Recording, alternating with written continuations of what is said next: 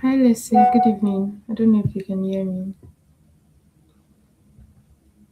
You're currently backstage, and so they will not be able to hear you yet. But we'll have you on live shortly. Thank you very much for joining. I am Ide, the one that has been messaging you so far. So it's lovely to actually have you here tonight. While we are, let's just give some few minutes to others to join the live here.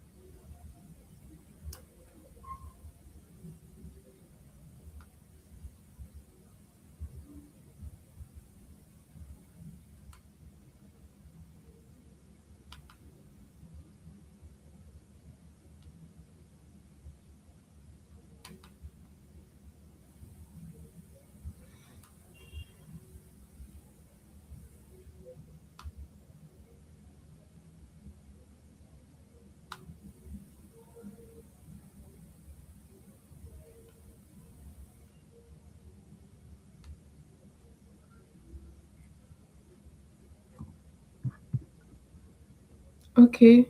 Welcome, everybody. Good evening. Welcome to our live session. We're so glad to have you here with us. Yeah, good evening. Thank you very much for joining. We're just giving some few minutes for other persons to join before we fully start.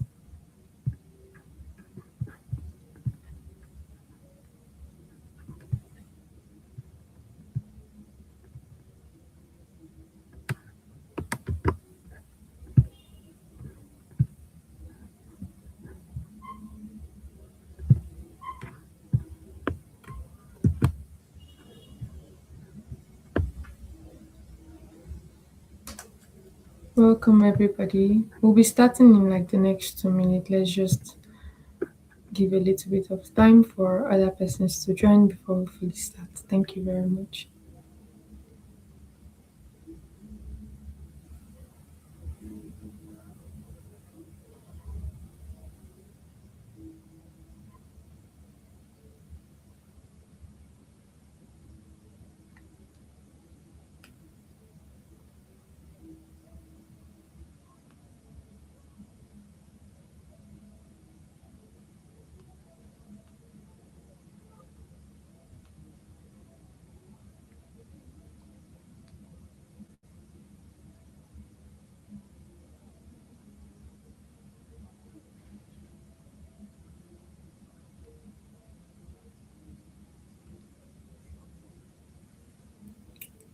Thank you very much for joining. Good evening, everybody. Welcome. Thank you for joining. We'll be starting in few minutes. So, yes, hello. We'll be starting in few minutes.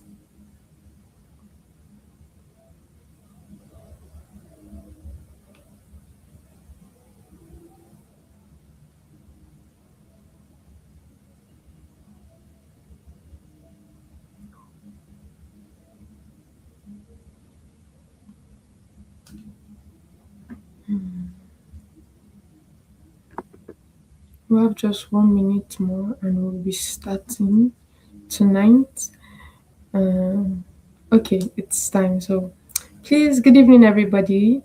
I am Igaga Gogo. I am Mide, the anchor of today's live, and we're so pleased to have you here tonight with us at Scaldis Training Institute and Scaldis Creative Agency at large.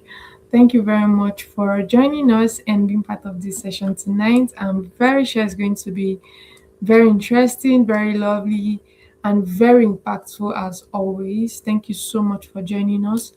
If you know your friend that is meant to be here and they are not here yet, please go and tell them that we have started because we will no longer be waiting anymore for anybody. And I hope they join us soon. Good evening, good evening, Angela. Thank you very much. So tonight, as always, we are going to be starting with a short prayer because here at Scouties, we do everything starting with God, and without God, nothing is possible. So, we're going to have a quick short prayer wherever you are. Please close your eyes as we put God first here. So, in Jesus' name, Father, we thank you, we glorify your name for your presence here tonight, for keeping us safe and sound, for bringing us all to this gathering here. That will say, may your name be highly exalted in Jesus' name.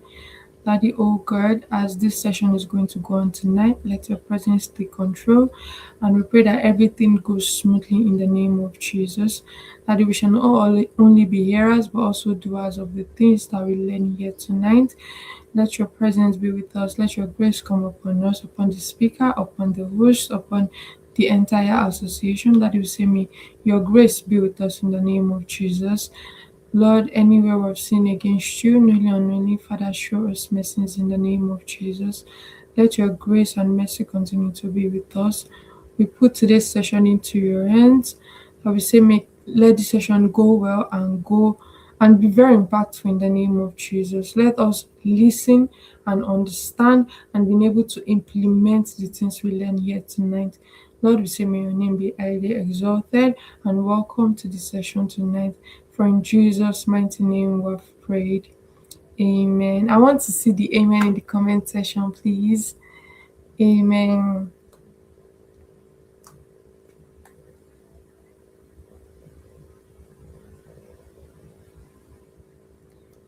Okay. Well, while we are before we start, I always like to see an introduction of the people in the comment.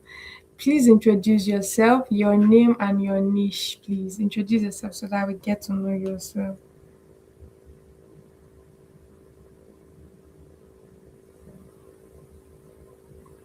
Please give us a little introduction about yourself, your name and your niche.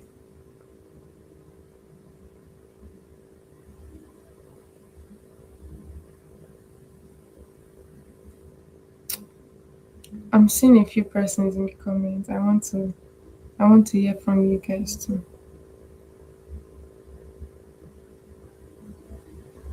Hello, Oluwadamife. Hello, thank you for joining. Welcome to tonight's session. Content strategies and marketer. Wow, very lovely. Thank you for joining tonight's session. Thank you so much. Okay, I need more introductions. I want to hear from you, your name and your niche tonight.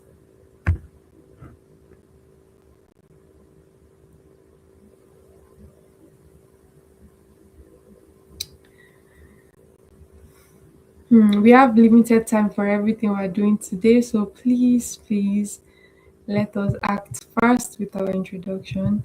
Like I said earlier, my name is Ikaga Gogo Ayomide, and I am an admin assistant working for Scaldis, and I will be the anchor for tonight's session. And it's so lovely to have all of you here tonight with us.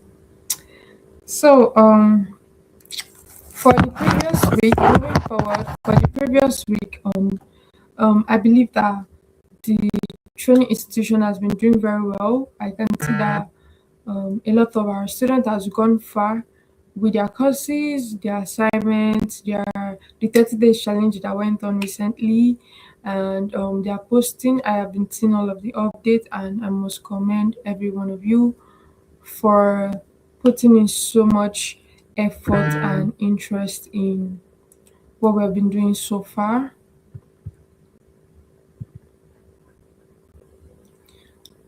What we have been doing so far, yeah. So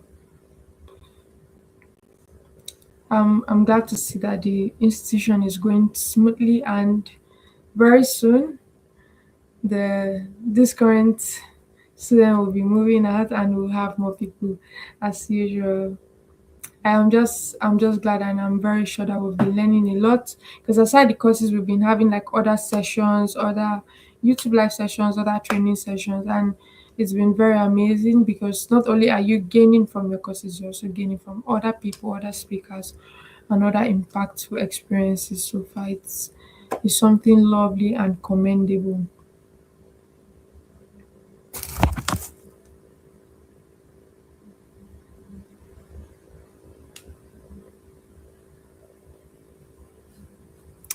So, okay, I was trying to give a little time for people to introduce themselves, but I am only seeing Oluwadami Fair, Angie Olua, and okay, Angie Olua Fadele and Angie Olua Oludare on the comment currently.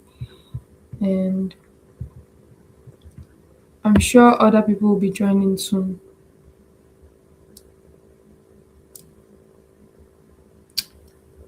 So I wish some of the people, the students were here so that we could have a little um question and answer session, but the turn up is not so good yet. So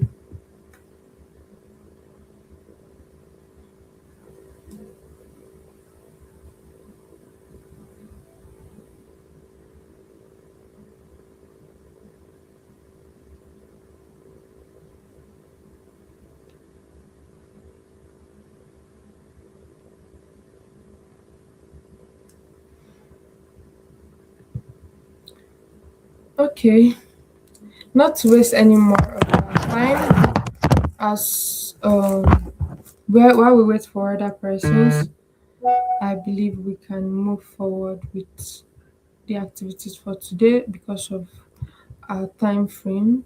Please, if you're in the comments, I want to see a reaction that you're following. In the comment section, I want to see a reaction currently that you are following the program. I want to see a reaction in the comment section that you're following the program. Or you can just type I'm following. Let's know that you're active and with us tonight. Okay, I can see one person. I need to see more reactions. Okay, okay. I'm seeing more. Okay. Any more? Any more? We need more than this because I cannot introduce our guest speakers without the audience hyped enough to clap for us and to bring in our guests. So I need more reactions in the comment section, please. We can do better than this. I'm very sure.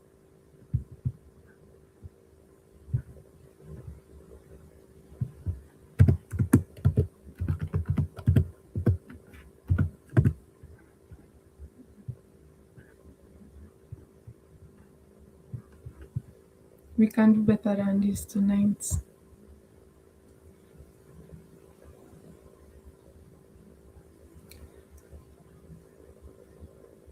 Okay, okay, I'm seeing my reaction. Thank you very much, Oluwadamife. Thank you very much. Uh, one more minute and we would proceed so that our guest speaker will have enough time to impact us with her knowledge because I am very sure she's loaded and she's ready for us tonight.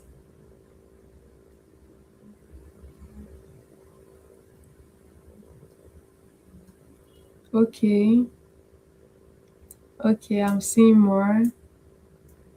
Thank you very much for joining, and we are so glad to have you here tonight. It's always a privilege to anchor this program with you guys always like because it's always full of impact. Scalis is not playing on that aspect, and it's not something that I want anybody to miss. And I'm very sure that today is going to be just like going to be as better than others because we have someone of impact here. So please let's be ready. Let's be anxious because we are going to have one of the best nights here. So moving forward, I would like to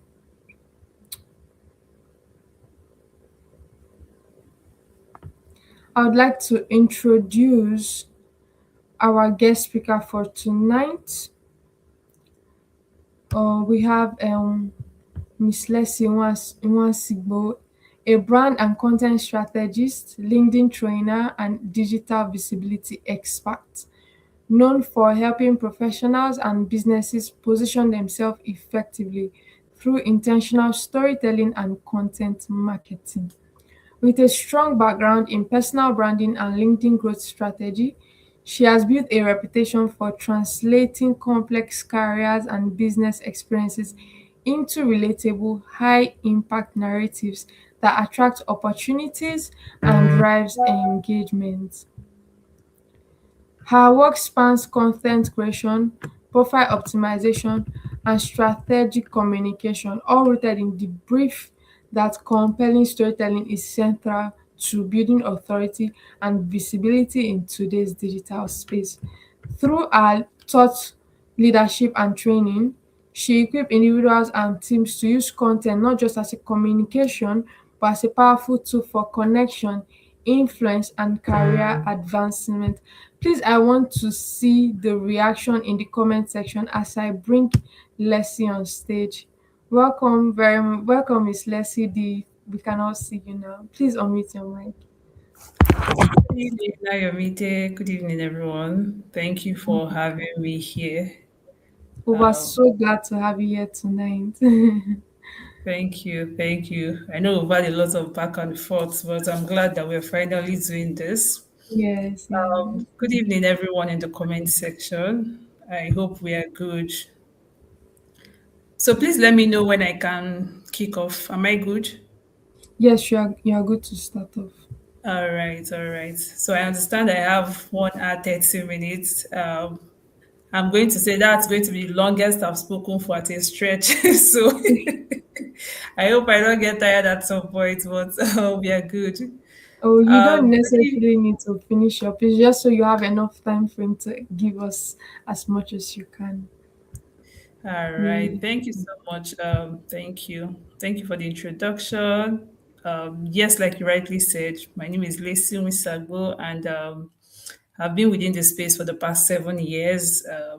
I would say I've literally gone through from being a content writer to being a journalist to being a content strategist, communication specialist. So it's like I've literally touched everywhere within the space, right? So I understand that the bulk of the people I'm speaking to are beginners, right?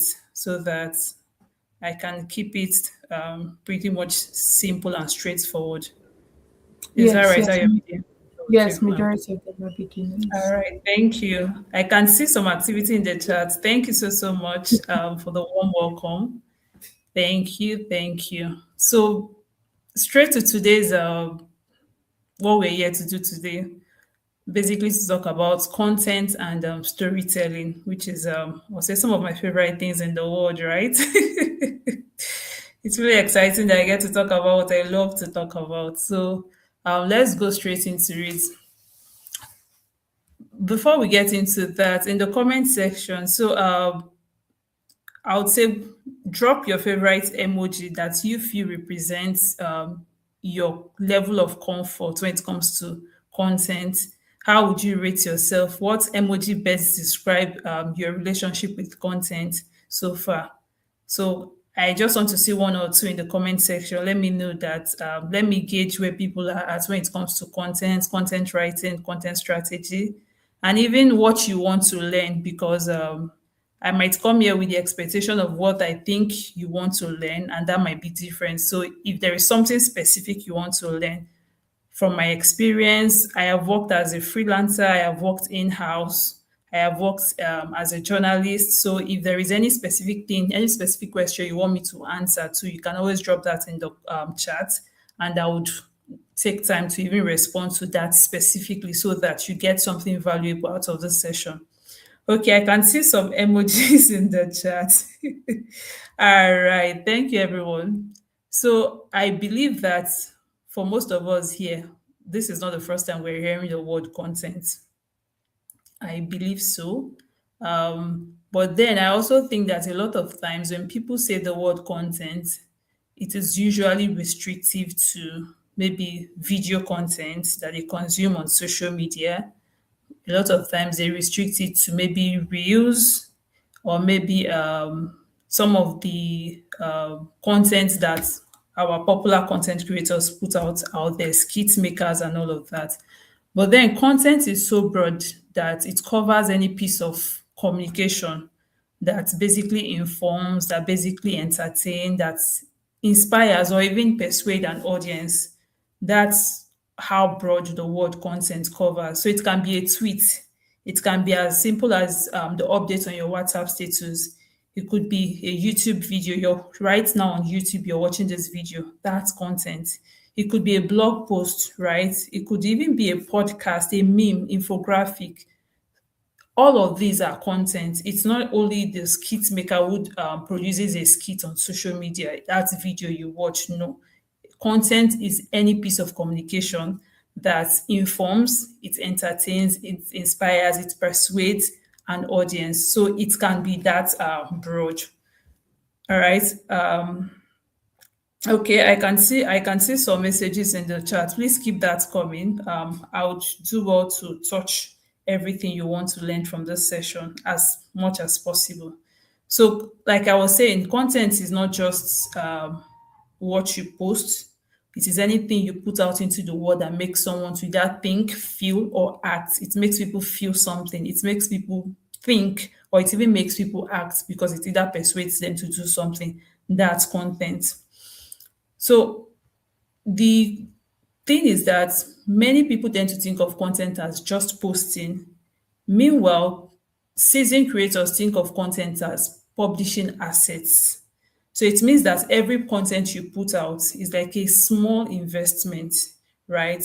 That it's going to in some way pay you dividends that you cannot exactly tell what that would be, right? So for some people, the content you put out there in some way or the other could even be the key to the opportunity you didn't even know was going to come.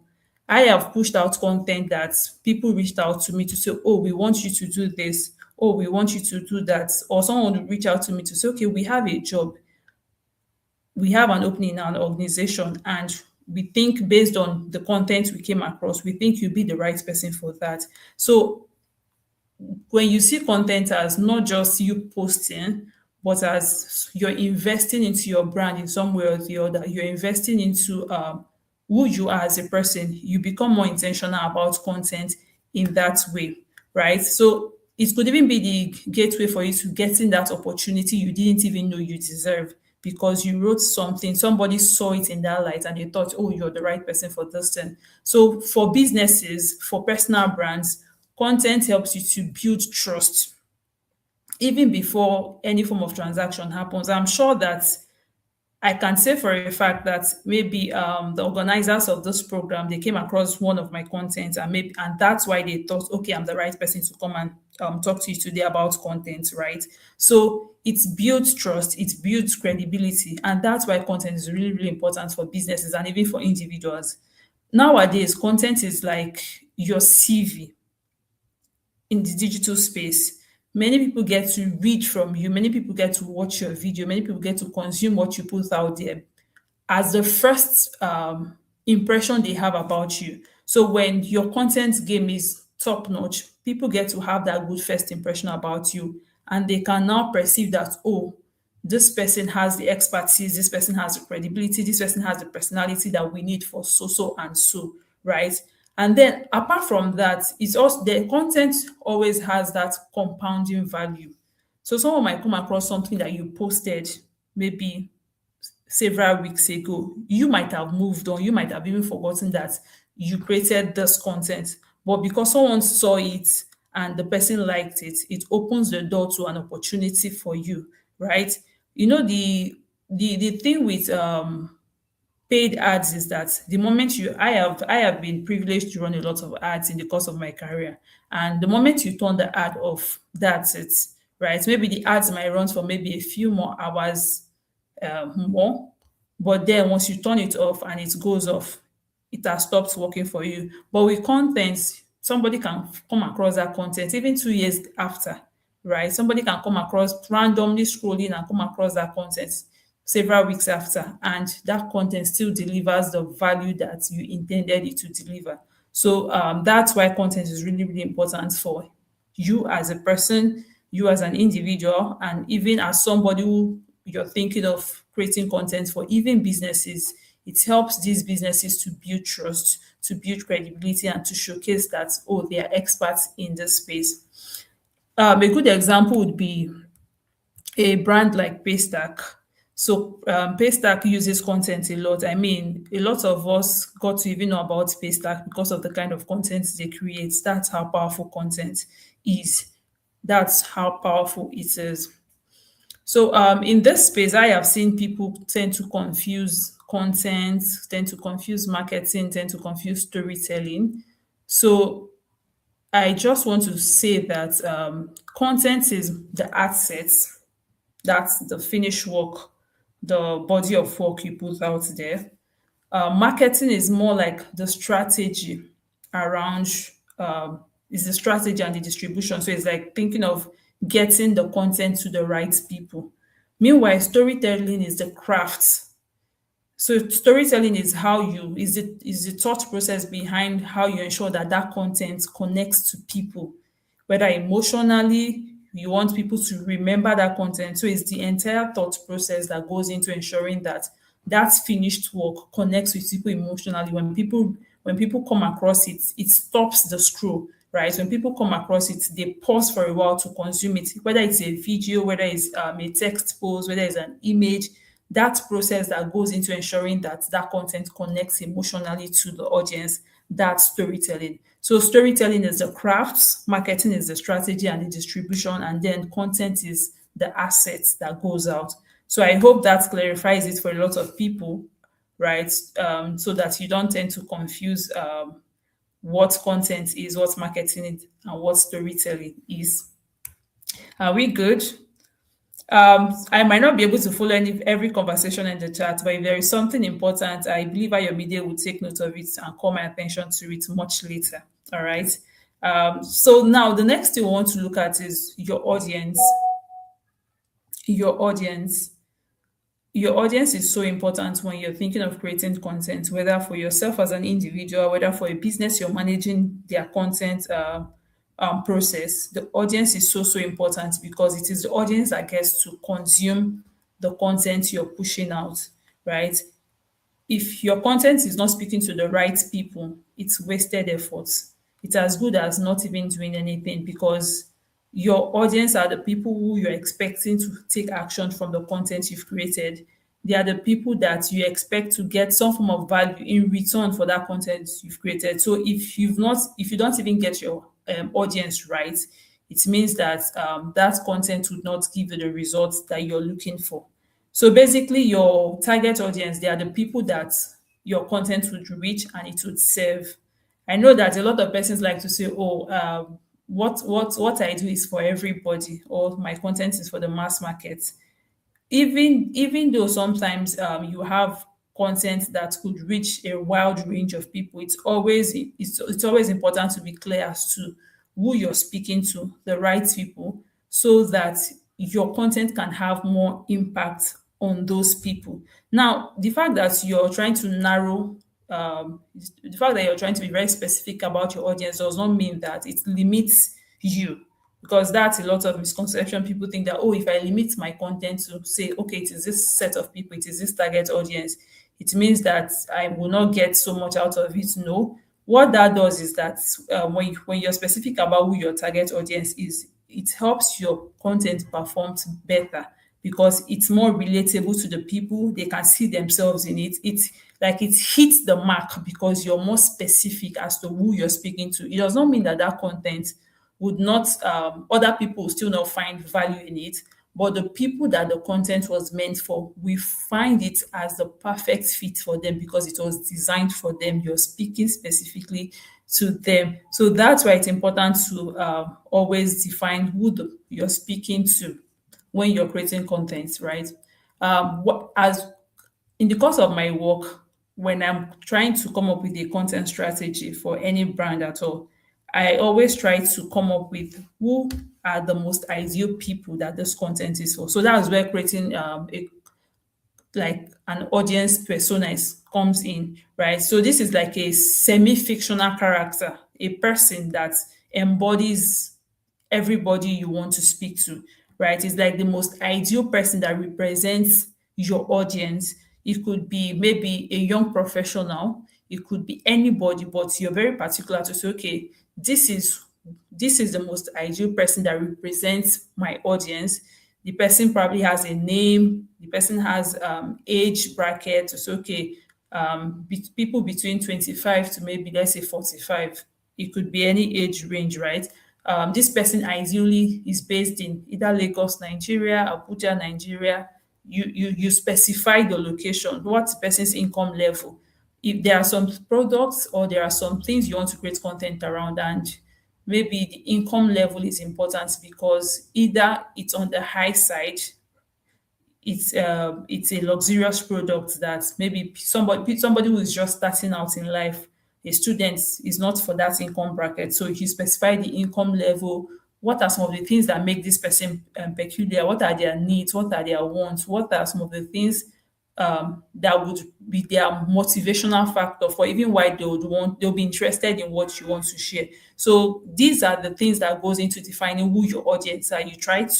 Um, you try to be specific about some of these things, right? So you're basically thinking of one person who represents who you want to create content for. So let's say, for instance, the person you've come up with is maybe Amaka. So when you've defined who Amaka is, what makes Amaka tick, what are Amaka's desires, you know that there are many Amakas out there that when you create your content, when they come across the content, they can relate with it, they can see themselves in the picture you're trying to create. So that's why it's really, really important to always define who your audience is at every point in time. All right. Hope we are still following. All right, I can see that we are following. I can see the conversations in the chat. Okay, so before before you put out any piece of content, it's good to always ask yourself, if my ideal audience member should read this one post, would they find it useful enough to either save it, to either share it, or even to come back for more? That's like the test you apply to all your content. If my ideal target audience comes across this post, would they find it valuable? The moment you have that tied down, you're good to go because it means that your content is relevant to the people it is meant for. Okay.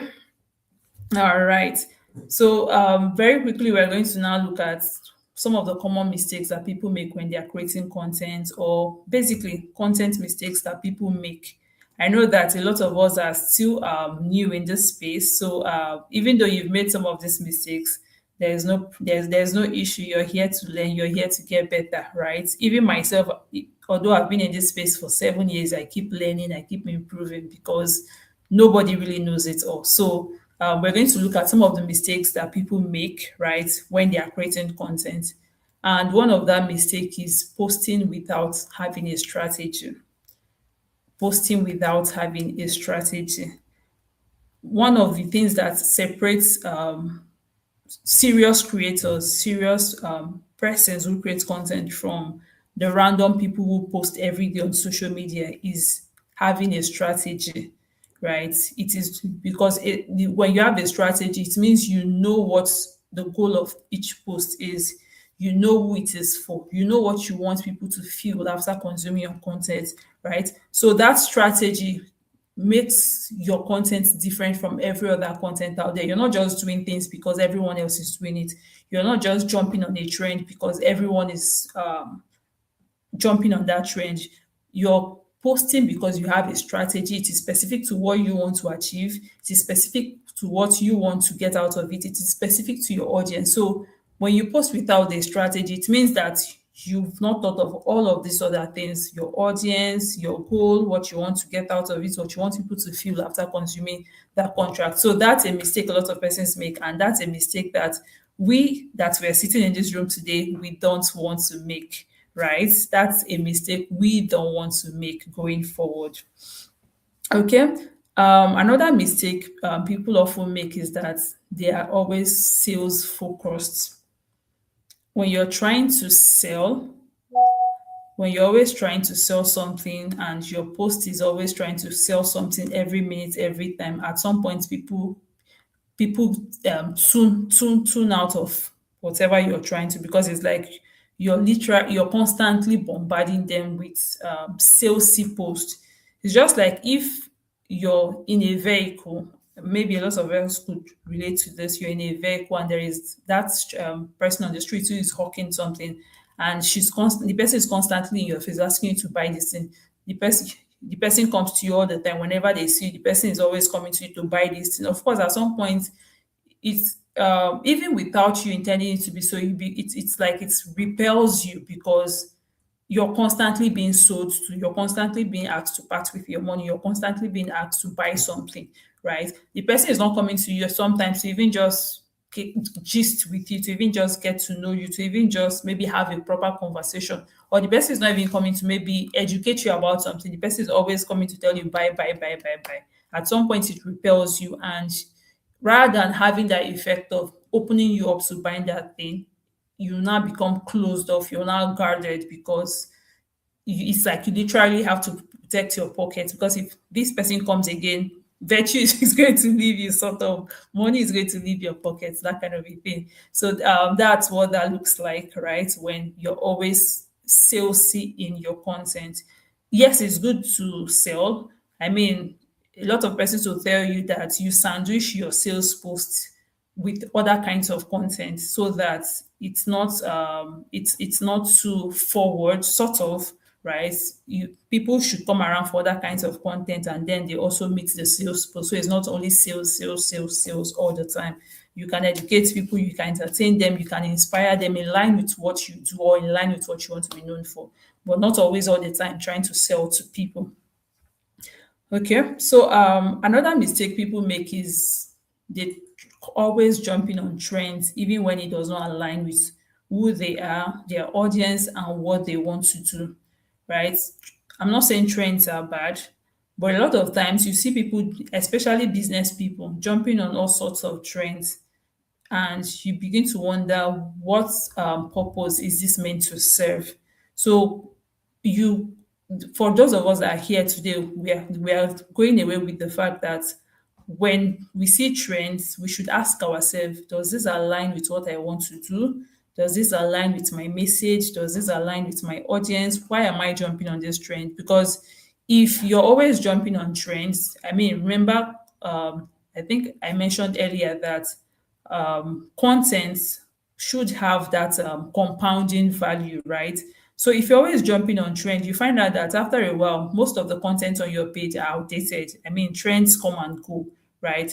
And when that trend has faded out, or maybe 2 years from now, 3 years from now, somebody who is not even aware of that trend comes across your post, and all they see is you jumping on trends, and there's no context. The person does not really understand. The person wouldn't even get value from that post, because it was meant for a season and a time that has passed. So when you're jumping on trends, you should check, how does this trend align with my audience, what I'm trying to get out of this content. That's really, really important, because I think that one of the fastest way you can chase, one of the fastest way you can confuse your audience is trying to chase and jump on every trend. No, I know there was one video I saw on, is it TikTok now? It was from a company page, and it was one of those trends where, I don't know. There are lots of trends I see business pages jump on, and I'm like, really, is this really necessary? Some of those, they'll tell you maybe who there are all those team videos where probably they'll say which which of the staff is like this. They'll point at one person. Which of the staff is like this? They'll point at one person. And sometimes those content are not really, it's like they paint their staff in a bad way, and I'm like, is this really necessary? That kind of a thing. So really, not every trend is for you, right? You could let some things pass you by, and you still be fine without it, basically. Okay. Another mistake I see a lot of persons make is the fact that their messaging is not consistent.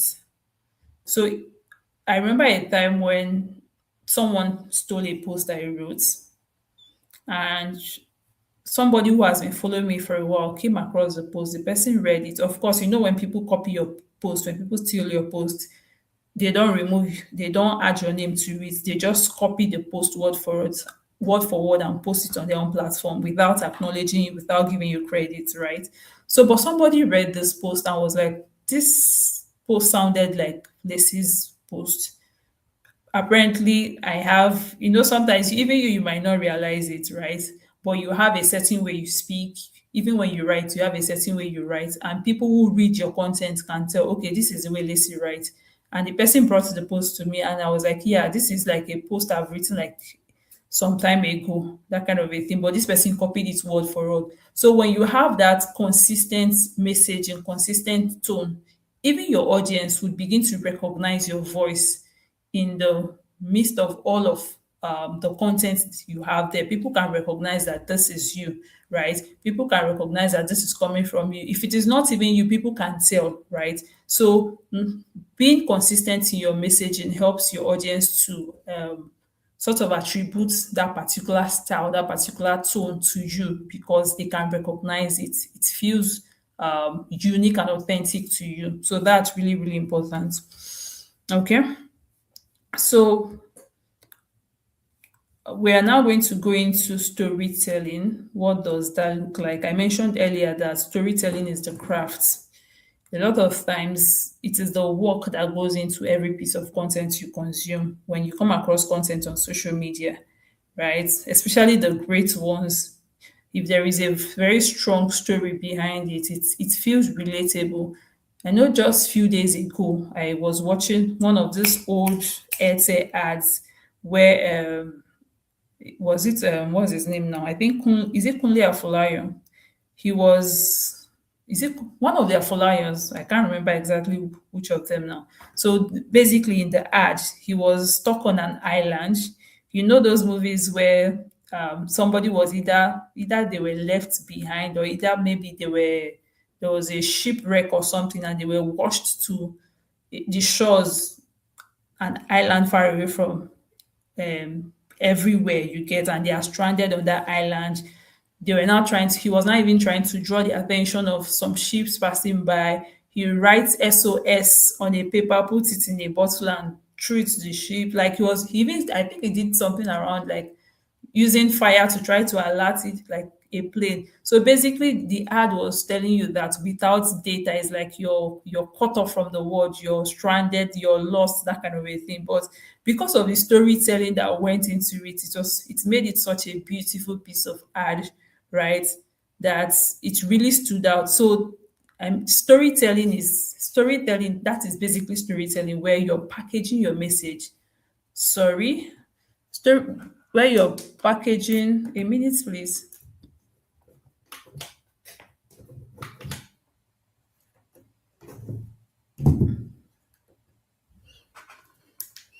Okay, sorry, we're in Nigeria, so I don't have like the Welcome right to have back. this.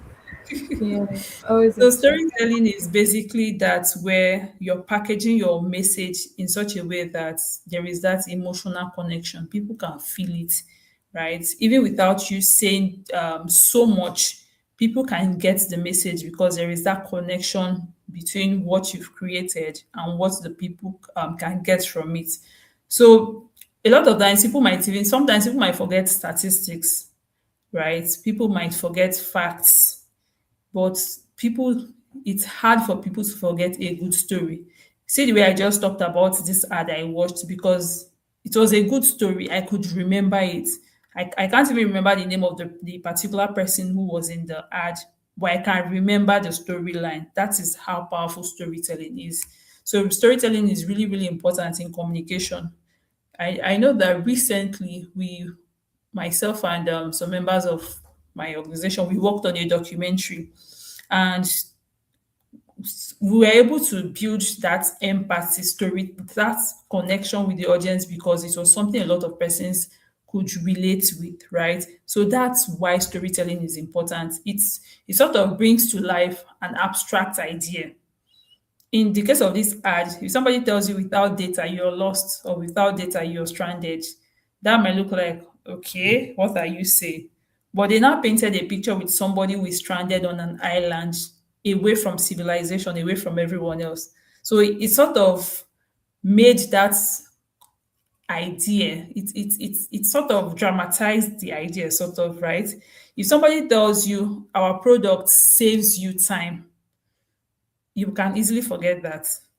But if somebody says, Amaka used to spend 4 hours doing this every Friday, but now it takes her about 10-20 minutes to do the same thing. That's storytelling. So you can now picture it, right? You can now picture it. You can now see that thing. It's not abstract to you anymore. That's what storytelling does. It makes things memorable. It makes it easier for you to picture things. And even sometimes it even brings down your resistance to that thing.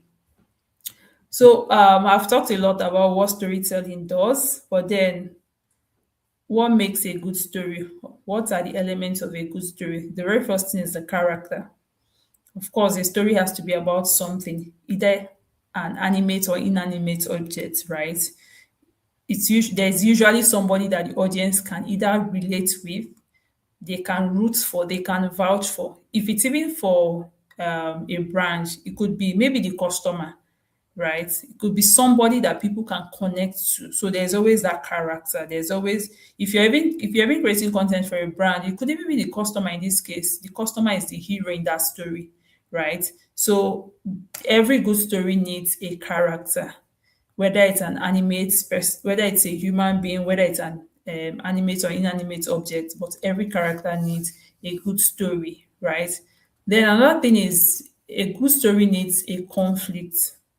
So basically, it is that conflict is like the tension. It is what I mean. If a story is just good from beginning to end, it can be boring. But if there is conflict, if there is tension at some point, if maybe people are now feeling like, oh, something bad happened, oh, this was not supposed to happen, but it happened. It sort of changes. It sort of what's the word for it now? It sort of um it's like it creates a situation that was not expected, right? And you now start wondering, oh, what happens next? What do we do? Or what did the person do in this case? So I'll give you an example. Uh, Sometimes the conflict is like that gap between where the character is and where they want to be. It could be obstacles, it could be challenges. For somebody now who maybe you've been job hunting for a while. I mean, the person has been getting rejection emails, you've been applying, right? That's the fact that the person has been getting rejection emails, that could even be the tension, right? So for maybe a mother that cannot afford school fees for her child, that could even be the tension. Or maybe somebody, you're a founder, you're a business owner, and the business failed.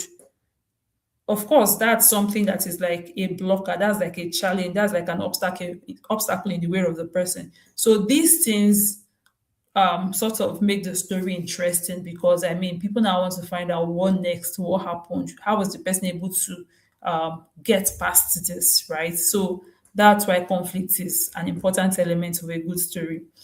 Then we also now have the resolution. So basically the resolution is where the person now gets past that thing that caused tension. The person is able to resolve that issue, right?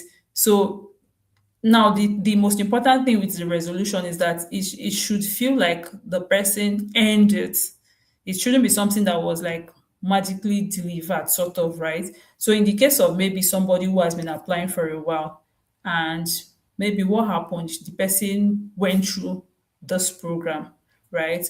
Or somebody who has been struggling to find their foot in the content space, the person found this program, the person went through this program changed how they see content and all of that, and the person was not able to apply it, and the person started getting results, right? That's resolution. Like somebody who has been applying and applying and applying for a job, and the person has been getting loads and loads of rejections. Maybe what did the person do? Maybe the person put their CV into ChatGPT asking for feedback. ChatGPT gave the person feedback. The person applied the feedback. The person continued applying and started getting calls for interviews and maybe got a job. That's resolution, right? So it's what changed how was the conflict resolved? The rejection the person was getting, how did the person fix it? Basically, that's what it is. So every good story also needs that resolution. What the person did, what changed that gave the person a better result. All right. Then emotions. I know that emotion is something that I'll say media houses understand so much. I have worked as a journalist, so I know that a lot of times the stories that go viral, the stories that trend, are usually the ones that are really, really emotional because people can feel something. I don't know if we are familiar with what's going on with the I think the Ozoro Festival in Delta State, where a lot of persons are really coming out to talk about it. That's because people are feeling an emotion with what's going on. People are angry, right? Because I mean, that's something really evil. So, because there is that emotional part, it spreads, right? More people get to hear about it. People are talking about it. People are sharing something related to that. So emotion is very, very key when you're telling a story. You need to be able to identify what you want your audience to feel. Do you want them to feel angry? Do you want them to feel sad? I mean, there are stories you consume, and at the end, you're sort of sad, right? Do you want them to feel excited, right? So you need to now understand what emotion do you want to evoke from people after they consume this content, whether they read the post, whether they watch a video, whether whatever it is, what emotion do you want people to get from this? And when we talk about emotion, it does not necessarily have to be negative. I mean, there are a lot of movies that are feel good movies where people just watch and they feel good. You're just relaxed, right? So when we say emotion, I'm not. It doesn't necessarily need to be on the negative side. Sometimes it could even be humor. I mean, comedians, skit makers, the emotion they make us feel most time is things they make us laugh, right? So it's funny. So for some people, it could even be urgency, right? Where maybe you're trying to speak about a social issue in your content and you're making people feel that this is an issue we need to act on right away. That urgency is there. You're advocating for something. People need to do this. So you're making people feel the need, the sense of urgency that they need to start doing this because something, if they don't do this, things are going to get worse, something like that. So these are some of the things that you need in every good story. And of course, there is a message. That story must have a point. You're not telling story for the sake of telling a story, right? What do you want your audience to leave with after watching that video, after reading that post, whatever it is? What do you want your audience to do? That message has to be very clear, right? If I'm watching a documentary, what do I want? What am I leaving with after watching this documentary? I think I saw, was it today? I saw a video.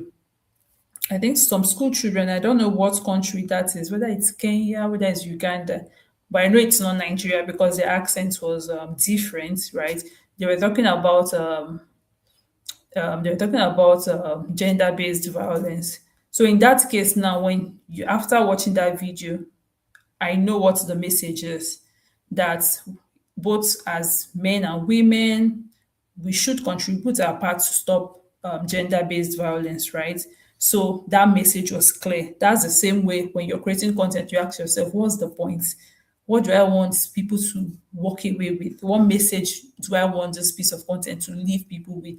So that would now be the message for your story. All right. Are we still here?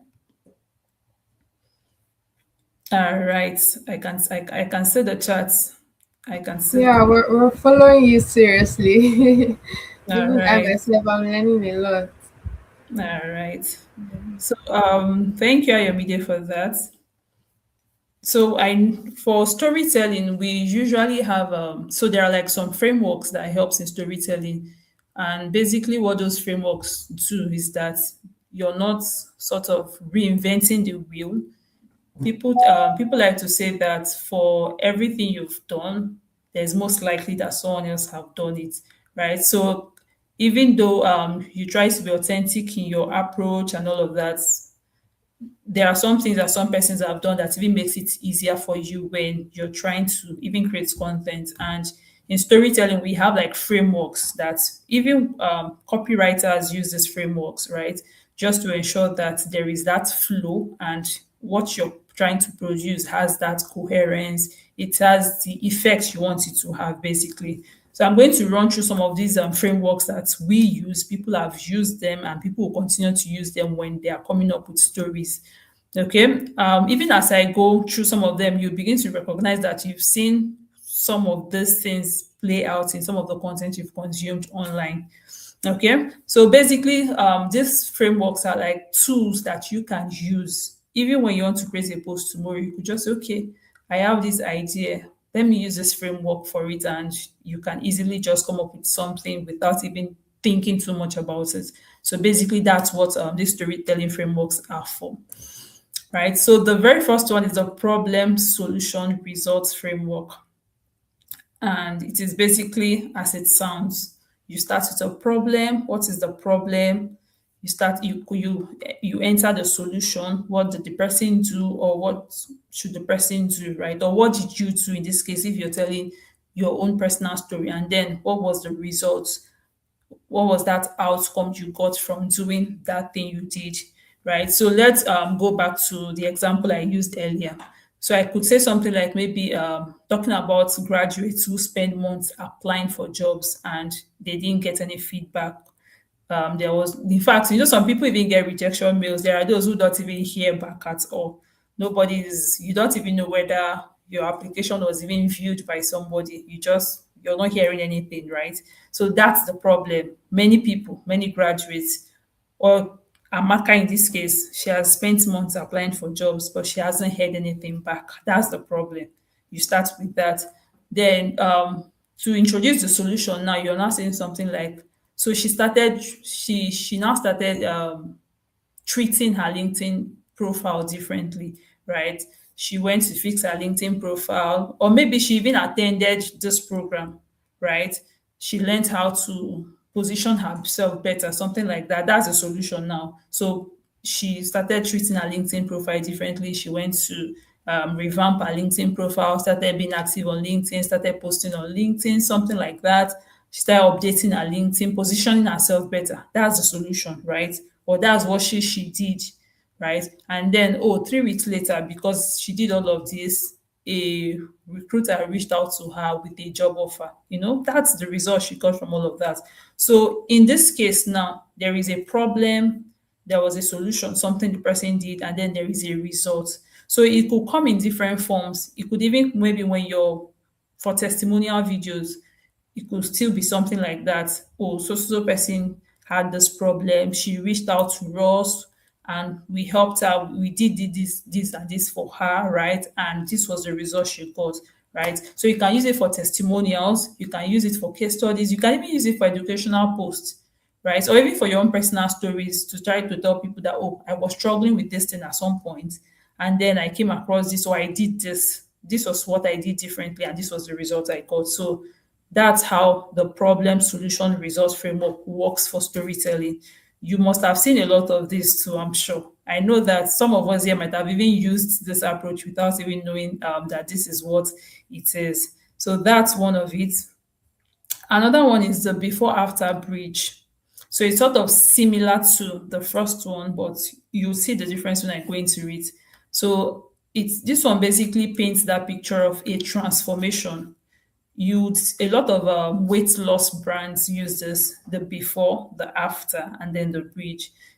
Weight loss brands use the skincare brands. Where you see the picture of somebody who probably was weighing, so a number of, maybe let's say 150 kg, for instance, right? And then that's the before. You now see another picture where the person has lost weight. The person is now weighing maybe like 80, 90, thereabouts, right? So they are telling you this was what this person looks like before. This is what this person looks like now, right? And then they now tell you this is what made the difference. So that the bridge now is what made the difference, right? The shift, what changed, what this person was here before, they are here now, and this is what happened that led to that transformation. So this before after bridge is really essential when you're trying to picture a vivid example of a transformation journey. Like I mentioned, it's similar to the first one, but it's more it's used when you can clearly show a clear case of a transformation. Like I mentioned in this case, skincare brands. I mean, somebody had blemish, spots, things, pimples all over their face, and all of dark spots all over their face, and then now their face is their skin is clear, they don't have all of that, and then the person is telling you, oh, because this person used this skincare product that we have, right? So that is basically how that works. So they are now trying to tell you, okay, the gap between where this person was and where they are now is this. You get the picture? Before, after, and the bridge. Basically, that's it. Okay, so most times people use this kind of this particular framework when they are trying to maybe create a desire for something, right? You want people to be interested in that thing that this person did that made the difference, sort of. So that's when you use the before after bridge. You can even use it for testimonials too, just like the first one, right? You can use it for case studies, but basically you're showing that transformation, what changed in that person's story that caused that entire transformation. Okay, so the other framework that you can also use for your storytelling is the three act structure. So there's act one, there's act two, there's act three. For those of you who are familiar with drama, movie sets, even we that we work on documentaries. So you know, act one, act two, act three. So for act one is like the setup, right? Where you introduce the person, what's happening with them, their world, and all of that, right? That's act one. It's called the setup. You're literally introducing the character and their state of being. So you see it a lot in movies where maybe they show somebody, this person is maybe a professional in this space, or maybe this person is a family person with children, for normal family life, right? Then you now have act two, which is like the confrontations. Something disrupts their world. Maybe the what's the word now? The breadwinner dies, something like that, right? Or maybe a case where the person goes bankrupt. So it's like something happens that disrupts their world. That's where the conflict we talked about earlier happens. Something just happened that shatters this person's world, and it's like things are not what they were before. Maybe the happy family, the happy person, or the person who was doing well in their career probably lost their job, something like that. So that confrontation sort of shifts what was already happening. It scatters everything, it destroys everything, right? And then act three is now the resolution. Oh, something changed, the conflict was resolved, right? Maybe this person found solace in something, they were able to get out of that situation. So you find a lot of movies that are like this. So it's you when I think a lot of movies, yes, a lot of movies are like this, right? So when you use this framework, it's like, I mean, it's like a cheat code, right? Where you just say, okay, this person was like this, right? Maybe okay, let's use the skincare brand too. So some people could even say, okay, maybe this person was okay, normal. Then maybe it's one day they had a breakout on their face, right? Maybe it was a reaction to the food they ate, or maybe because they have maybe certain they were diagnosed with certain illnesses that maybe affected their pigmentation or something. Don't worry, I've never worked for a skincare brand before, so I could maybe, in case I'm not getting some of these elements right, maybe I'm saying pigmentation. You're wondering what has pigmentation got to do with all of that. So maybe this person was this person had a particular condition, and they had a breakout on their skin. They started having spots, all of that on their face. I mean, that disrupts the person's world, right? That the person starts feeling uncomfortable with how they look, their confidence is tampered with, maybe they start wearing a veil. I think I remember a situation like that during my school days. Somebody who had a breakout on her face, and I think she started wearing like a veil, this kind of head tie that goes over your shoulder. That's like something that disrupts the person's world. The person is no longer comfortable with what's happening on their face, right? And then maybe the person comes across a product, it helps them to address the problem, and they are now better off for it. So basically, that's how the three act structure works. So act one is the setup, act two is the confrontation, and act three is the resolution. Okay, I'm going to quickly run through. I'm seeing that I think we have few minutes left. So I'm just quickly going to run through. Okay, so there's a personal story. So the personal story is basically you talking about your story, your journey, your failures, your lessons, whatever it is, but it's you, right? And the thing with a personal story is that you get, I think what makes a great personal story is when you're vulnerable, right? When you're vulnerable in your story, it's people can relate with it. Now, when I'm saying vulnerable, I'm not saying that because I mean, I feel like on the social media space, sometimes people take being authentic out of place. The fact that you're being authentic does not need you need to come and show us something that should not be in the public space. No, because being vulnerable, being authentic does not mean that something that is not meant for public domain, you should not come and put it out there. I mean, there is a thin line between that. So that's not what I mean. But when I talk about vulnerability, it's so that people can also see that um, you've had the struggles, right? You've had these failures. I'm going to a very good example would be one of the posts that I have on my LinkedIn page where I was talking about, I think that post started with on this day 4 years ago, I left Port Harcourt with only a backpack and moved to Abuja. So it was basically my own personal story of how I moved from Port Harcourt. I have lived in Port Harcourt all my life and I moved to Abuja. I carried just a backpack, right? And it was because I had just gotten a job with Punch newspapers as a journalist. That was that entire story, right? But because it was an entire post, right? And the thing with that story is that I was vulnerable to talk about how I went through the process to getting that job, right? I also talked about how even when I got the job, a lot of persons who know me started saying that, oh, I got the job because of family connection.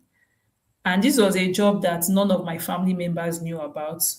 I went through the process, wrote it was a written application. So I had to like write an article to apply, right? Even when I was not called for interview, I still had another written test at their office. I still had another virtual interview with like all the top management in Punch newspapers, right?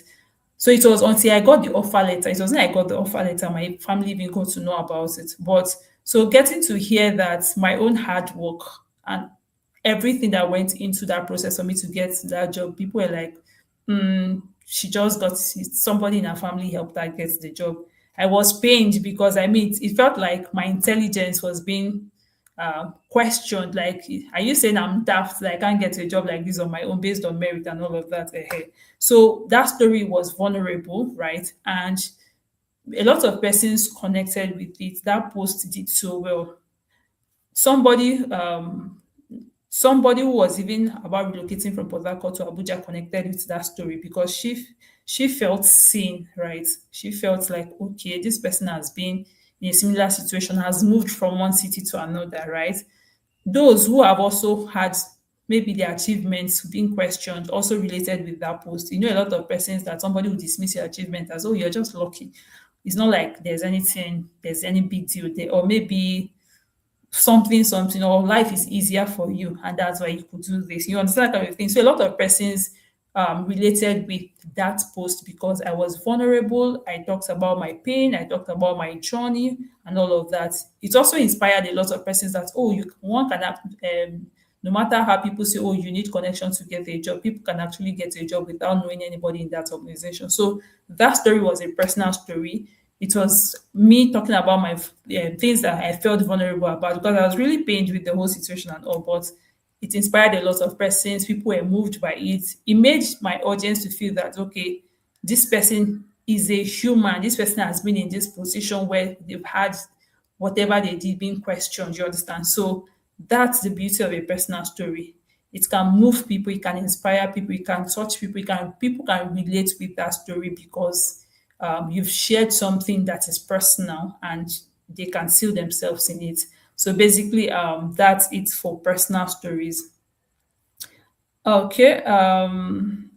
I hope we're still here. All right.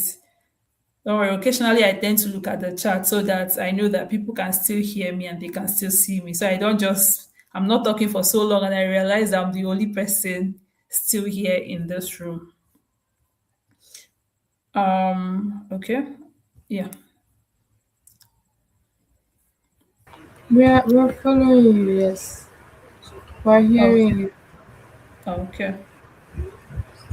Thank you for that.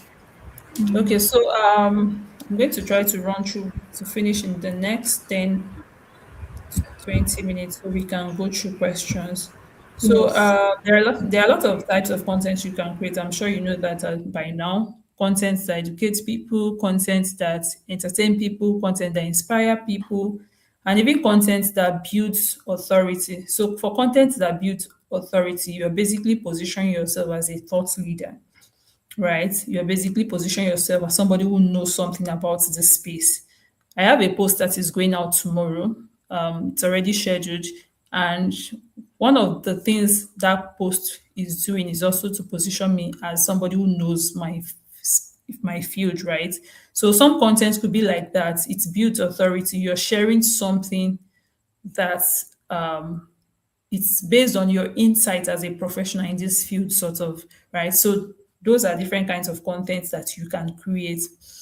Then different platforms basically have the kind of content that do well on those platforms. So on LinkedIn, for instance, I know that LinkedIn is one platform. Pardon me that I keep making reference to LinkedIn because I mean that's my favorite platform, right? And it's one of the platforms I'm most active on, like literally every day, every time. So for a platform like LinkedIn, there are kinds of content that you find on LinkedIn that uh, maybe you might not find on other platforms, right? Because of the peculiarity of the platform. So when you're creating content, you also want to look at what is peculiar to this platform. Of course, if you're on X, you want to have more short form content, content that maybe are even opinionated in some way, hot takes, things like that, right? So content that are even punchy because it's X. People are not on Twitter to even read maybe long form content, something like that. That could be for X, right? For LinkedIn, of course, you're not tilting towards professional minds, right? Things that are more professional in nature. Even long form content works on LinkedIn, right? Carousels works well on LinkedIn, right? So because on LinkedIn, people are more sort of attuned. People are more what's the right word now? People are more predisposed to reading on LinkedIn. So you know that okay, if you have a long form content and all of that, that would do well on LinkedIn. For Instagram, people are more receptive because of the way the platform is designed to visual content, videos, pictures, and all of that. You know that okay, even reels, carousels work too on Instagram. You know that okay, Instagram would this kind of content is more ideal for Instagram. Then for TikTok, you know that okay, reels, content that are not that are not very filtered, sort of would do well for TikTok, right? So different platforms, different content types that is more peculiar to these platforms. So let's go fully into your content strategy. You remember I said it before that, I mentioned before that what differentiates the regular person who posts on social media every day from serious creators and serious professionals is the strategy behind the content. So that's where the content strategy comes in. So I know people throw around the word content strategy all the time, but basically it's a document sort of that is a document where you plan the content you want to create, you think through the strategy behind that content, right? So the very first thing I start with when I'm working on a content strategy document is the goal. Is the goal. What am I trying to achieve? Do I want more people to know about this branch? Do I want more people to know about me? Am I even looking to get a job from maybe LinkedIn, for instance, right? am I trying to grow my audience to ensure that I have more followers, right? So the goal is where you determine what that objective is, either for you as a person, or even if it's maybe you're managing a business page. What is that goal, right? So you identify the goal. I always like to take it a step further to say, don't just identify the goal, but also narrow in on the specifics. So if, for instance, your goal is awareness, right? You want more people to know you. You want maybe more people to follow the brand. What is the exact number you looking at within a time frame? Because when your goal is not so specific, in fact, when you can't measure it, it means that you can't even tell when you've hit that goal, right? If you just say, oh, to grow awareness, what exactly is the awareness for you? Is it a specific number of followers? Maybe you're saying, okay, in the month of April now, in the month of April, my goal is to grow from maybe 0 to 1,000 followers on LinkedIn. That's very specific. If by the end of April you've not hit the 1,000 followers mark, even you yourself, you don't need a seer, you don't need a spiritualist to tell you that you hit your goal, you did not hit your goal. Even you can tell that, oh, I did not hit this goal. So it's easy for you to measure when you have very specific goals, right? It's easy for you to tell. If maybe your goal is to drive sales, conversion, or revenue, you can tell when you've hit that amount or the number of sales that you had set out to hit. So that's why it's really important to have specific goals for you. When you're working on your content strategy, you start with specific goals, right? So say, okay, this is what I intend to achieve within this time frame. The time frame is also important within this time frame, so you can check yourself to know whether you're on track or not. Then the other thing is also to, I mentioned earlier, who you want to speak to, who do you want to reach, who are the people, you need to be able to define them, right? And then you can now decide what are your key messaging. Okay, what's your key messaging? If maybe for maybe I don't know for how many of us who watch some of those ads, but you know those always ultra bad ads. Pardon me if you're not a lady and I might have isolated you with this, but I know that growing up, I watched a lot of those ads, and some of the messaging you could see was that, okay, they were trying to talk about how girls could be more confident because they are wearing always ultra, right? You remember the no stain eye check ads, right? So you now need to be clear that, okay, my messaging is that uh, because of this or because of what we are pushing out, people will be more confident in how they show up at work, at school, because of our products. Maybe that's your key messaging. You can now weave that key messaging into different kinds of content, into different angles and all of that, but you're clear about what your key messaging is, right? If you want to position yourself as a Nigerian-based professional with insights as to the African market or the Nigerian market, of course, you know that, okay, this is your key messaging. So you know how you're going to weave it into your content, depending on what you're talking about. Then you can now decide what are the core content pillars that you want your content to be about. So it could be three, it could be maybe 3 to 5, so that is not so much, right? One of the things content pillars do for you is that it helps keeps you in check so that you're not creating content about everything and anything. Remember, you're trying to either build a brand or you're trying to grow the brand for a business, right? So the content pillars help you to stay within that space, right? You're able to be coherent, to keep saying the same thing you need to say, sort of, because content at some point, good content is repetitive, where you're saying the same thing over and over until it registers in people's minds. So the content pillars help you to just sort of stay on track with what you want to say, basically. So let's say, for instance, now a freelance writer would probably, some of their content pillars would be maybe writing crafts and tips, freelance business advice, maybe personal stories of the person's life as a freelancer, you understand? It could even be industry insights and commentary, things like that. You just you're mapping out the buckets sort of that your content would fall into, so that you're always on track. Then another thing that a lot of persons tend to forget is keywords.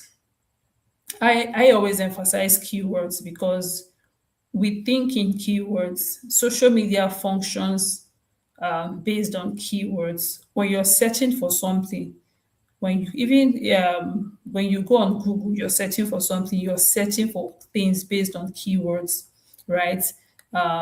If you want to learn maybe if you want to learn skydiving, for instance, you probably go on social media and type how to skydive, or skydiving for beginners, or something. So it's like we literally think in keywords, right? We literally search for things in keywords. So keywords are so important that okay. So keywords are so important that you want to ensure that you identify the keywords that are relevant to your niche, relevant to your subject matter, such that you are always conscious of putting those keywords in your content. It helps you when people are searching for you. It helps you when people are trying to find out information, or even searching for something related to what you do. Having those keywords help you to even pop up when people are really searching for those things. So okay, so I'm very quickly, I think I've been notified that I have a few minutes left.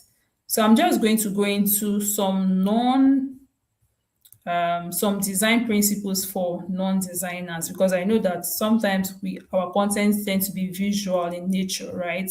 So I'm just going to be sharing. I am not a professional graphics designer, neither am I a professional video editor, even though I have those skills, basic skills, and I use them in the course of my work. So I'm going to share with you now, from the point of view of somebody who is not a designer, some of the basic principles I use, right, to ensure that even when I create some visual content, it is still good, it is still presentable. And one of that is that I use templates a lot, right?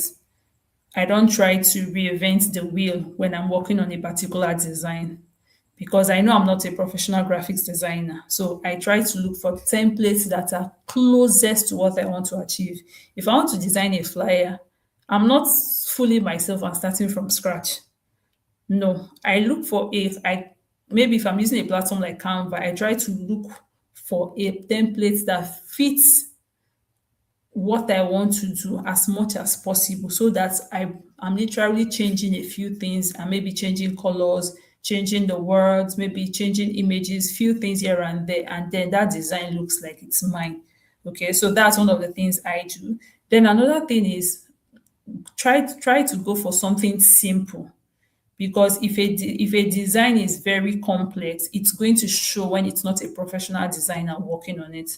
But if it's something is very simple, if that design is very simple, it has a lot of white spaces, you can literally literally pass it off without people knowing that, oh, it's not a professional that designed this, because you're going with something simple, something that does not require a lot of um work, sort of, right?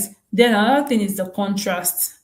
When you're putting text on something, of course you have to know that if you're using a color that is light, it has to be on a darker background. Even for pictures, right? You know that if maybe you're wearing colored clothes, right, then you understand that your background either has to be light, right, or if your outfit is maybe a lighter color, you now have to go for a background that is darker, just so that there's that contrast and you can see it's not so the background and the the colors are not sort of absorbing each other. Like you can clearly see a clear contrast where this one stands out because the background is darker, or this one stands out because the background is lighter, something like that. So I hope that helps you.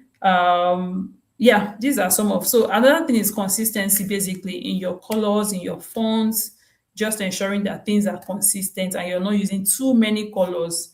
That's another thing. If you're using more than two colors or even three in a design, anything more than three colors, you are doing too much at that point in time. So basically, that's it. I hope that this session has been worth your while, and then I'll be taking questions. Yeah, I'll be taking questions. Thank you very much. Thank you very, very much, Leslie. Like, I have honestly learned a lot, and we are so glad that we're able to hear from you, to learn from you, to even get ideas from your own experiences. It was really impactful, and yes, I appreciate you so much. Please, in the comments, I want to start seeing the reactions, please. We need to give a round of applause to Leslie for this impactful session. Please let me see the round of applause in the comment section. I don't think I will move forward if I don't start seeing it. Because this was like no other. She touched every single aspect and every creek and corner that you should know about content strategy and storytelling, and it was so lovely. Please, I want to start seeing, I want to see the reactions in the comment section. While we're waiting for that, okay, we're started asking some questions. Before we dive fully into questions, I think there were some major points that stood out to me, because if you know me, I always take notes. I always take notes in every session. And she, when you talked about not always jumping into trends like that, I feel like that's one thing that we should always know as a beginner. Like, it's not everything that we jump into, it's not every trend we see that we participate in, especially if it does not tally or aligns with your future goals. You said we should not focus only on content, only on posting, focus on only on sales, but also on other type of cost, posting other type of content, which is very lovely. I think that's something that we should really know, because even I myself, I feel like there's a point you get to as a beginner, you start trying to, make sales from your content, and most people just lose their track at that particular point in time. So, when you're there, try to balance it with other things. I'm just trying to do a recap of everything you said that I could take note of. You said you also talked about posting with strategy. Yes, oh my god, I feel like this is very important. One thing that has been helping me of recent is having a content calendar. I feel like that's very important. Have a content calendar. What do you want to post today? What do you want to post tomorrow? It saves a lot of thinking, and just, helps you make sure you are also consistent. Yes, which I really, really enjoy. So another thing you talked about is the more you write, the more your pattern is clear. Yes, consistency brings clarity. I feel like that statement should always ring in everybody mind. Consistency brings clarity. The more you write, the more you understand your kind of person, your writing strategy, your um content type, and you then become so good in it that when people see it anywhere, they'll be able to tell that, okay, this is this person speaking. I feel like that's very important. And you said storytelling is the ability to ignite emotions through your content. Oh god, I was able to learn a lot, and I'm very sure that everybody too was able to. For me, that was it. I still was able to judge. I was able to pick things, and I'm very sure every other person was able to pick something. Every other person was able to say some, learn something today, because it was actually very impactful. So let's see. Thank you very much for this. I have a few questions here in the comment. I'll be reading out to you, and then you give us your answers. So the first question says, please, how do you get your target audience? All right. Thank you, Venice, for that question. The very first thing is research. So you know what you want to, maybe you've already identified your niche, the area you want to maybe start creating content around, right? So you start researching who are the people who would be interested in this. If I want to maybe start teaching people how to maybe create CVs, for instance, I'll start thinking who are the people who need that sort of service? Who are the people who need that information? I'll now start thinking, okay, job seekers, right? I'll start thinking maybe people who just finished school, right? Who would maybe start entering the job market. So you start researching. If nowadays I feel like a lot of things are even easier. You can even go to like any of these AI tools, Claude, ChatGPT, even Google, to say who are the people who would need this, right? And it will give you a list of persons, and you can now start researching to know more about those people. What makes them tick? What are their desires? What are their struggles? So there's a part of understanding your audience that you get from research, because you're trying to understand them better. So it's just like when a good example is when you're going into a relationship, you're trying to literally know more about the other person, right? So that's the same way you want to understand your audience, because you're about to get into a relationship with your audience. So you're researching, you're asking questions. If you even know one or two persons who fit into that, you could even ask them a question to say, okay, what struggles do you have with this? right? Somebody who maybe somebody who is struggling with getting a job, you start asking them the question, what are some of the issues you've had? So all those questions, you're asking the right questions and you're researching about it. All of these questions help you to fully understand your audience. What are their struggles? What have they tried? I mean, if you even know what they've tried, you can now say, okay, you can now even start it from there to say, I know that you've tried this, and this, but this is what you're getting wrong. So you can't take out research, you can't take out asking questions when it comes to knowing your audience and understanding who your audience are, basically. Okay, thank you very much, Leslie. I feel like that was a very good answer to that question. It was able to explain everything. And over here, I can see another question in the comments. It says, everyone evolves, right? How does one not grow out of being relatable with their community because they are evolving into something or a niche absolutely different from where they started from? I like this question. Hmm. I like this question. And the reason I like this question is because I have evolved over the years. I mentioned I started out as a content writer. So a lot of persons who knew me back then only knew me as a writer. In fact, to most people, I'm still just a writer, right? But then I evolved. I added not just writing. I went into content strategy, communications. I just mentioned that we recently produced a documentary. So these are things that they are extra. They are beyond what I started out with. Everybody knew me as a writer, right? So when you're growing, growth, I mean, it's inevitable.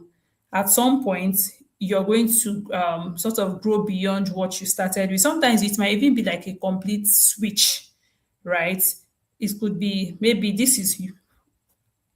Most people don't know that I'm a lawyer. I studied law, but I completely switched from that to what everybody knows me as today. So you first of all need to be very clear with yourself that okay, what's the direction I'm growing towards? What do I now want to be known for? Then you now take your audience on a journey. So if you're pivoting, you're moving from what you've always been known for. You need to take your audience on a journey. It's not something you just wake up one day and you just tell them, I'm no longer this. You need to take your audience on that journey, right? Of course, there are some persons who will drop off because maybe your new direction no longer fits with what they want to continue consuming, right?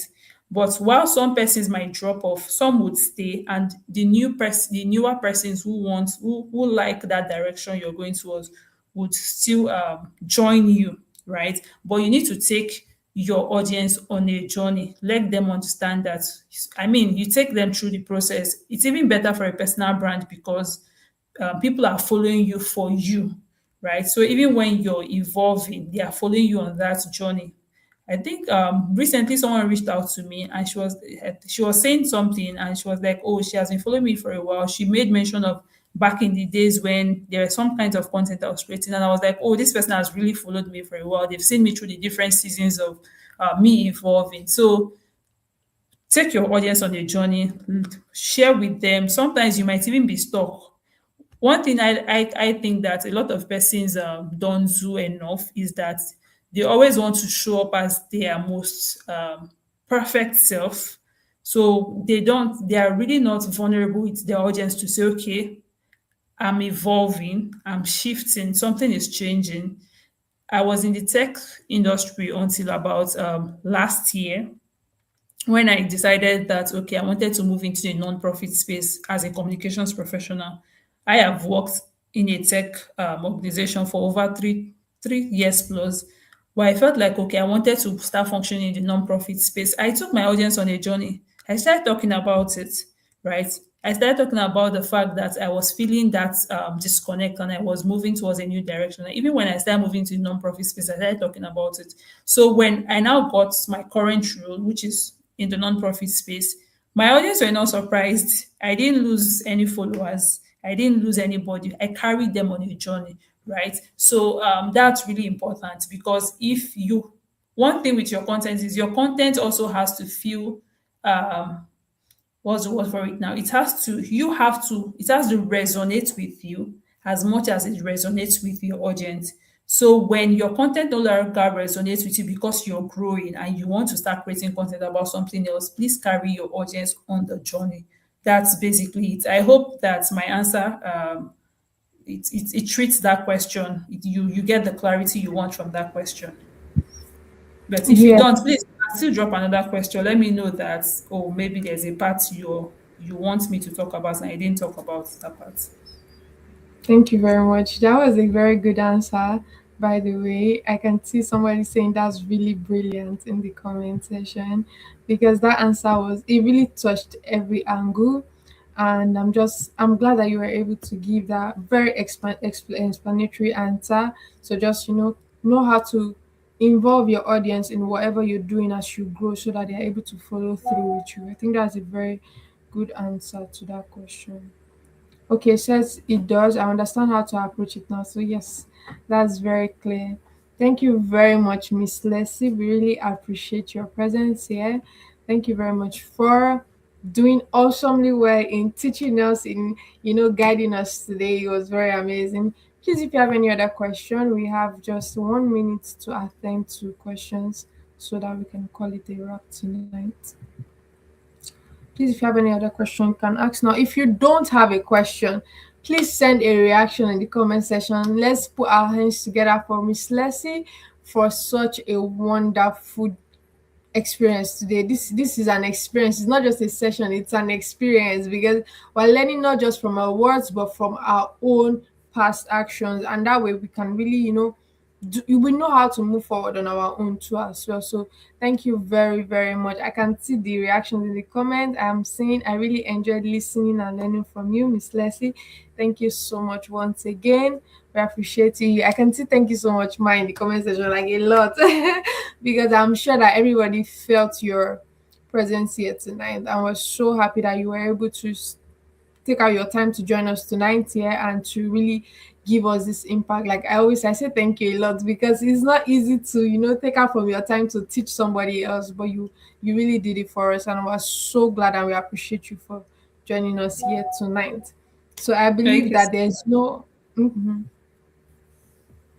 Okay, so I believe that there is no other question tonight. Miss Leslie, thank you so much for joining us, and I'll be taking you backstage right now. All right. Thank you Thank you, so everyone. Bye. much. All right, that's the end of the main session tonight. And I just want to say thank you, everybody, for joining us tonight live.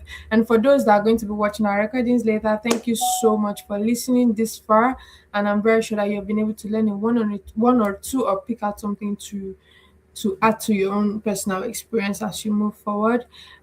Thank you so much to Scaldis Training Institution. Thank you so much to Scaldis Creative Solution at large for even bringing this opportunity and this ideal idea to create such an impactful session tonight.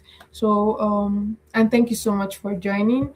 I see we've gone past time. So I would say good night here and have a lovely night rest. And I hope that we all are able to implement what we have learned here, not just here, but also have the ability to implement. Thank you so much for joining and have a wonderful night rest. See you next time.